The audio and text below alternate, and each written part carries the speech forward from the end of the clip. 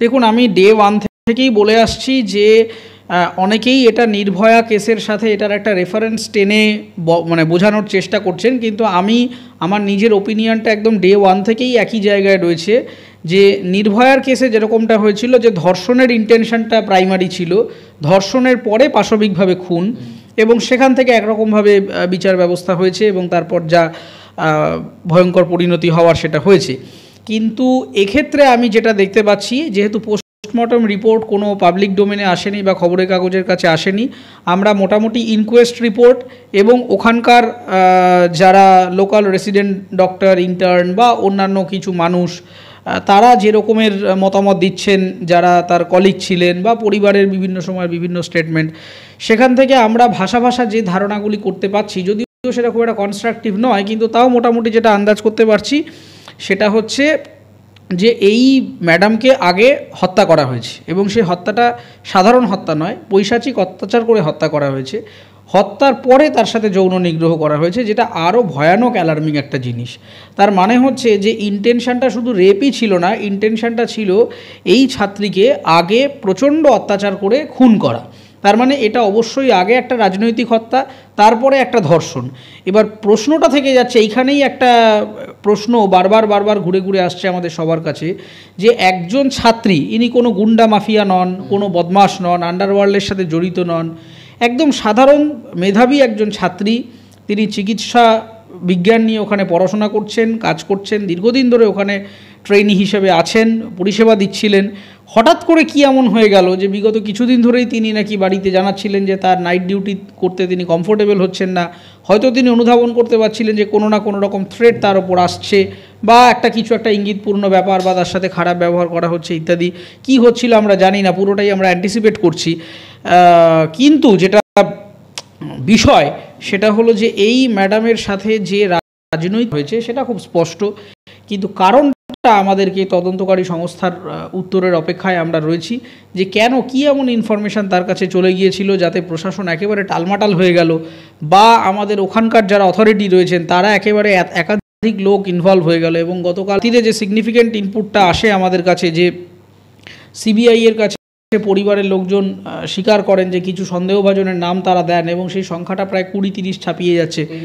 হ্যাঁ, এবার এই ঘটনার মধ্যে দিয়ে যেটা জানা যাচ্ছে বা আন্দাজ করা যাচ্ছে সেটা হচ্ছে যে একজন দুজন নয়, আমরা প্রাইমারি সাসপেক্ট বলে একজনকে ধরেছি, কিন্তু সেটা খুব একটা লেজিট নয়, এর পেছনে একটা বড় কোনো চক্র কাজ করছে এবং যাদের সাথে দীর্ঘদিন ধরেই এই ম্যাডামের একটা কনফ্লিক্ট চলছিল এবং সেই কনফ্লিক্টটারই একটা ভয়ঙ্কর পরিণতি নিয়েছিল সেই দিন রাত্রে, এবং যার রেজাল্ট আমরা আজকে এই জায়গায় দাঁড়িয়ে আছি। এটা সামগ্রিক শিক্ষা ব্যবস্থার ফেইলিয়ার, মেডিকেল কলেজগুলির ওভারঅল ইনফ্রাস্ট্রাকচারের প্রতি আমাদের যে প্রশ্নগুলো সেগুলোকে আরও জাগিয়ে দিচ্ছে, যে এত বড় একটা শিক্ষা প্রতিষ্ঠান এবং হাসপাতাল, সেখানে পাবলিক স্পেসগুলোতে কেন কোনো রকমের সিসিটিভি নেই, থাকলেও সেটা অকেজো, সেই নিয়ে দিনের পর দিন কোনো কাজ হয় না।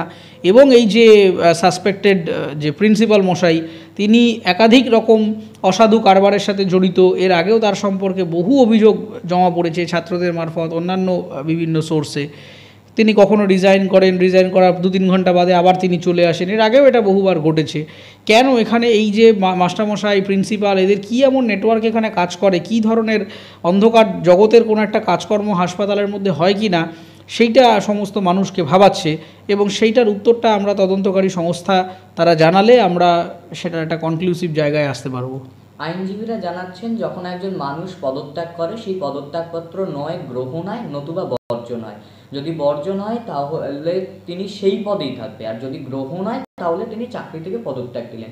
কিন্তু বর্জনও হলো না বা গ্রহণও হলো, অন্য পদে কি করে পেলেন চাকরি নিযুক্ত করা হলো তাকে? দেখুন, এই ভদ্রলোক সাসপেক্টেড প্রিন্সিপাল, এনাকে সরকার ভয় পেতে আরম্ভ করেছে কোনো একটা কারণে। এটা জেনারেলি হয় না, এটা খুবই একটা স্ট্রাইকিংলি অদ্ভুত ঘটনা। মূলত আমরা সরকার, পুলিশ, প্রশাসন এদেরকে ভয় পাই, কিন্তু এই ব্যক্তি এমন ইনফ্লুয়েন্সিয়াল, অথবা এই ব্যক্তির সাথে এমন কোনো ইনফ্লুয়েন্সিয়াল ব্যক্তি জড়িয়ে আছে আরও, যাদের নাম হয়তো আমরা জেনে উঠতে পারিনি এখনও, বা আদৌ কোনো দিন জানতে পারবো কি না এই ডাউট, যার একটা বড় প্রভাব প্রশাসন এবং সরকারি ব্যবস্থার মধ্যে রয়েছে, যেই কারণে সমস্ত রকম লজ্জা ফজ্জা তো ছেড়েই দিন, যা প্রোটোকলস আছে সেই সমস্ত ভায়োলেট করে যেটা ভৎসনা করেছে মাননীয় বিচারপতি, যে আপনারা তো রীতিমতো পুরস্কৃত করলেন যে মানুষটা নৈতিক দায় নিয়ে রিজাইন করছেন, এমনি তো ছুটি কাটাতে যাননি, ভ্যাকেশন নিতে যাননি, এক ছাত্রীর মৃত্যুর নৈতিক দায়বদ্ধতা নিয়ে যে ব্যক্তি রিজাইন করেন, লেটারটা জমা দেন, সেই লেটারের উত্তরে কখনো তাকে একেবারে অন্য একটা জায়গায় ট্রান্সফার করে দেওয়া, এইটার মধ্যেই যে একটা সরকারি অভিসন্ধি কাজ করছে এবং কিছু একটা প্রভাব কাজ করছে, আনডিউ অ্যাডভান্টেজ যেটাকে বলে, সেইটা খুবই একটা মানে প্রমিসকিউয়াস জায়গায় চলে গেছে। এবং সেটা আমরা ওয়েট করব সিবিআইয়ের ওপর, এবং মাননীয় কলকাতা হাইকোর্টের প্রতি আমাদের আস্থা রাখতে হবে, যেহেতু কোর্ট মনিটর ইনভেস্টিগেশন হচ্ছে, আমরা এক্সপেক্ট করব যে আমরা দ্রুত একটা সলিউশনে আসব। তবে একথা ঠিকই যে কলকাতার মানে পশ্চিমবঙ্গ সরকারের পক্ষ থেকে একাধিকবার বিভিন্নভাবে তদন্তর সম্পর্কে ভুল বার্তা মানুষের কাছে পৌঁছানো হচ্ছে, এবং মাননীয় মুখ্যমন্ত্রী তিনি বিভিন্নবার বিভিন্ন রকম বয়ান দিচ্ছেন। কখনো এসে বলছেন সিবিআইকে দিয়ে দাও, আমাদের কিছু লুকোনোর নেই, কখনো আবার বলছে 5 দিন সময় দাও। মুখ্যমন্ত্রী যখন বলছেন যে সিবিআইকে দিতে আমার কোনো অসুবিধা নেই, অথচ তারই আইনজীবী কোর্টে গিয়ে একেবারে ধুন্ধুমার বিতর্ক করে সিবিআই আটকানোর চেষ্টা করছেন। মানে পুরোটাতেই একটা, আপনি যদি দেখেন যে কন্টিনিউয়াসলি কথা এবং কাজের মধ্যে একটা কিন্তু পার্থক্য থেকে যাচ্ছে। এই পার্থক্যের কারণটা কি? নিশ্চয়ই কোনো একটা পলিটিক্যাল ইন্টেনশন রয়েছে, সেই ইন্টেনশনটাই এভিল ইন্টেনশন। প্রোডাক্টিভ ইন্টেনশন হলে তো কখনো কোনো নারী ধর্ষিতা হন না বা মৃত্যুও হয় না, রক্তপাতও হয় না, কিন্তু সেই এভিল ইন্টেনশনটা কি সেটাই আমরা তদন্তের লাস্ট পেজে গিয়ে জানতে পারবো।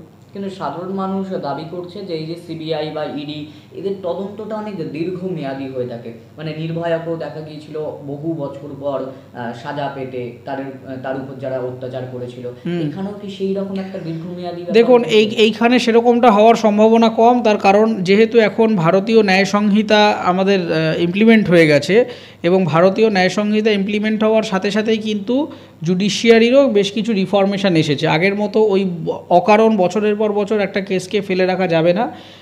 আমাদের স্বরাষ্ট্র দপ্তরের পক্ষ থেকে এবং আইন মন্ত্রণালয়ের পক্ষ থেকে কিছু ক্লিয়ার ডিরেকশন আছে যে কতদিনের মধ্যে মামলাটা শেষ করতে হবে, কতদিনের মধ্যে জাজমেন্ট ডেলিভার করতে হবে, ওরা একটা বেঁধে দিয়েছে। ওই 10-15 বছর ধরে চলার মতো জিনিস নয়। আর দ্বিতীয় কথা হচ্ছে, যেহেতু এটা একটা সামাজিক চাপের পরিস্থিতি সৃষ্টি হয়েছে এবং জাতি, ধর্ম, বর্ণ, লিঙ্গ, রাজনৈতিক সংগঠন সমস্ত কিছু নির্বিশেষে মানুষ উঠে পড়ে লেগেছেন, কারণ ধর্ষণ আজকের দিনে দাঁড়িয়ে নারী সুরক্ষা এতটাই ইম্পর্ট্যান্ট একটা জিনিস যে এটার সাথে কোনোভাবেই আপোষ বা কম্প্রোমাইজের কোনো প্রশ্নই ওঠে না। তো সেই কারণে আমার মনে হয় যে জুডিশিয়াল সিস্টেমের পক্ষ থেকে এটা আরও এসকেলেট করে দেখা হচ্ছে, এবং যতটুকু আমি জুডিশিয়াল সিস্টেমের অংশ হিসেবে আমার ধারণা তৈরি হয়েছে এই মামলাটা সম্পর্কে, যে এটা ওই রকম দীর্ঘমেয়াদী হবে না, হতে পারবে না। তার কারণ মানুষ যেভাবে সামগ্রিকভাবে চাপ তৈরি করেছেন, এবং রাষ্ট্রপতির কাছেও একাধিক চিঠি পাঠানো হচ্ছে বিভিন্ন সংগঠন বা ইন্ডিভিজুয়াল মানুষের পক্ষ থেকে, হাইকোর্টের কাছে তো একের পর এক জনস্বার্থ মামলা হচ্ছেই, ফলে সমস্ত মিলে একটা প্রচণ্ড চাপের পরিস্থিতি, একটা পলিটিক্যাল আনরেস্ট তৈরি হয়ে আছে। এদিকে মুখ্যমন্ত্রীর পদত্যাগের দাবিতে বিভিন্ন সংগঠন তারা মিছিল করছে, ধর্মঘট ডাকছে। এই জায়গায় আমার মনে হয় যে কোর্টও চাইবে যত তাড়াতাড়ি এই ইনভেস্টিগেশনটা ক্লোজ করে এটা জাস্টিসটা ডেলিভার করা যায়।